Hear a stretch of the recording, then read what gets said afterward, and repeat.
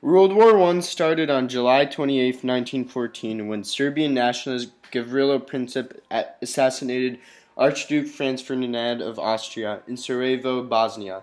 Due to this, Austria-Hungary declared war on Serbia. Then Serbia allied with Russia to fight Austria-Hungary. So Germany allied with Austria-Hungary to fight them. France allied with Serbia and Russia, causing Germany to have to fight a two-front war. Shortly after, Britain joined the Allied powers consisting of France, Serbia, and Russia, which was the original Triple Entente.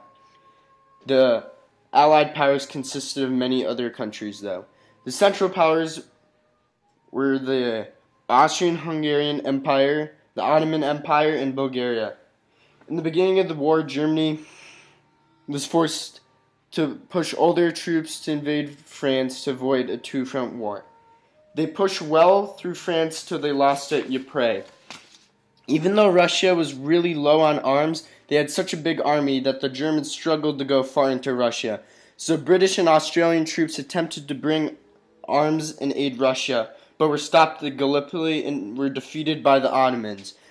Since Russia was getting crushed by the Germans and a communist revolution was going on, they quit the war in 1917. Soon after, though, America joined the Allies since Germany sent out the Zimmerman telegram to Mexico saying that if they invade the U.S., they'll help regain territory they lost during the Mexican-American War.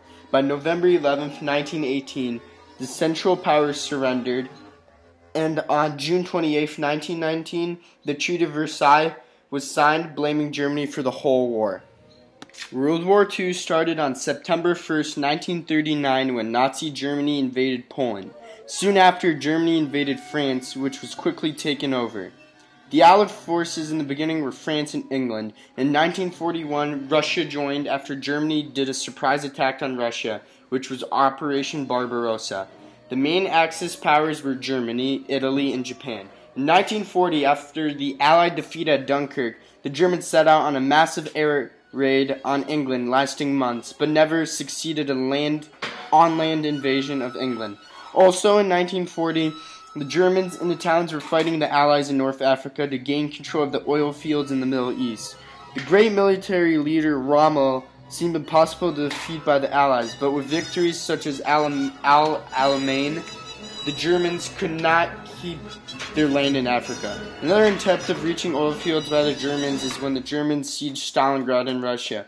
But it was a defeat with a total of 2 million casualties, making it the deadliest battle in history. A big part of the war was when the Japanese bombed Pearl Harbor because it caused the U.S. to join the Allies in late 1941. Up until 1944, the Allies were pushing the Axis back heavily, with many victories in Italy, Africa, and the Pacific. On June 6, 1944, it was time for D-Day, when America invaded Normandy, France, which was occupied by the Germans, and they invaded it with England and Canada.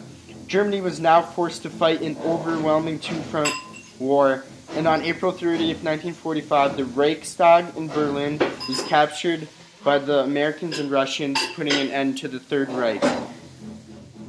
And with the nuclear bombings of Japan, they were the last Axis power to surrender, and this was on September 2nd, 1945.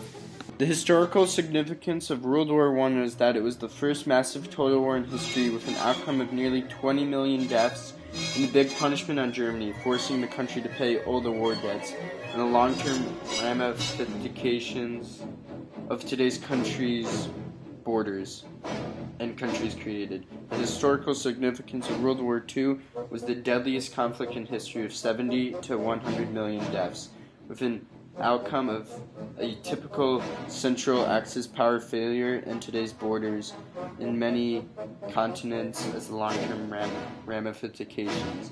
The similarities between the wars were Germany having to fight a two-front war, massive debt, Germany losing, the Allied forces won, and communism spreading as a result of.